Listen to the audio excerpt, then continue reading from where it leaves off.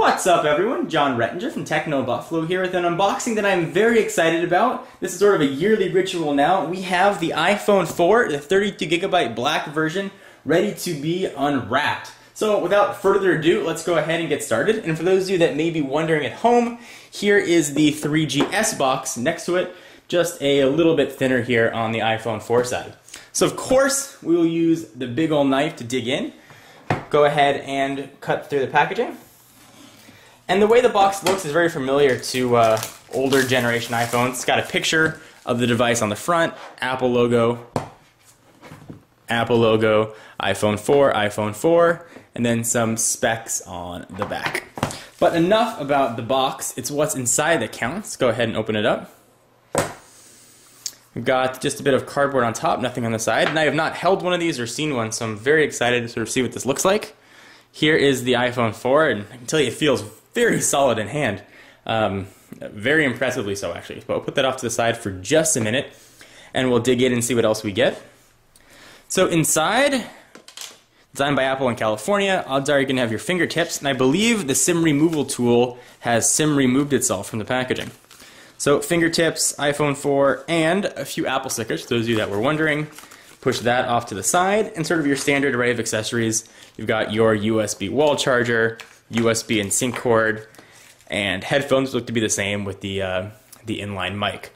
But enough about that, let's take a look at the iPhone 4 itself, since that is the main attraction of the show here.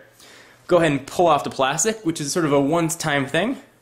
That sort of satisfying whooshing noise. And the thing is very, very thin and feels really nice in the hand.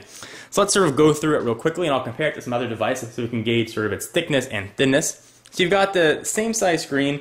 It's sort of been the standard iPhone thing for a while now. A home button, which feels a bit clickier. You're front facing. I believe that's a VGA camera. There is your speaker and the microphone port, one on the bottom, one on top.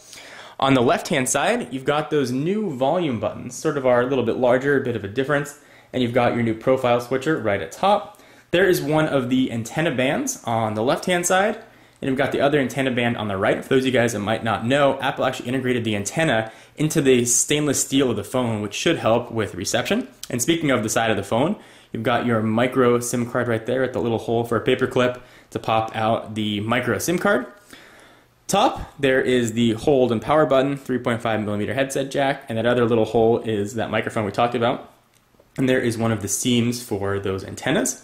On the back, we've got a new 5-megapixel camera and 5-megapixel camera with LED flash. A little bit about the iPhone 4, and then your 30-pin connector and speaker on the bottom. Speaker and another microphone on the bottom.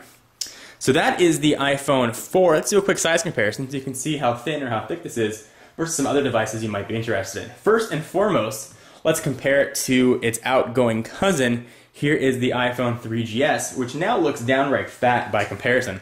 Let's put these two on top of each other, and you can see the thickness or thinness. There definitely is a noticeable difference there. This is supposedly the iPhone 4, almost a quarter thinner than the outgoing 3GS. You can definitely see it and feel it. Right off the bat, it makes sort of the 3GS feel a bit plasticky and chubby in the hand. Let's go ahead and continue sort of the size tour of some other devices you might be interested in. Here is the much, much larger Evo 4G. It looks like the grandfather or the father here to the children because it's so big, but it is a very thin device. Let me go ahead and show you the thinness of it. You can go ahead and compare and see how it's going to fit in your pocket. So there is the Evo. Next up, we'll compare it in size to the Droid Incredible for Verizon. And pretty similar in size, actually. There's that. Let's go to stack them. You can see the thickness. So the Droid Incredible is significantly thicker. And finally, the last phone that you guys may be considering is the Nexus 1. These are all sort of Android devices. Here is the Nexus 1. And a bit thicker. So I'm going to go ahead and dig into the iPhone 4. Certainly there'll be a ton of coverage coming up today, tomorrow, the next days. We'll be walking through all the features, doing full reviews and demonstrations. Anything in particular that you want to see of the iPhone 4, be sure to leave your comments. And be sure to check out technobuffalo.com for all of your tech news and to make your own tech sublog. Even monetize it and make some bucks or talk to other users in our built-in social network. I am John Rettinger, and I will see you in the next video.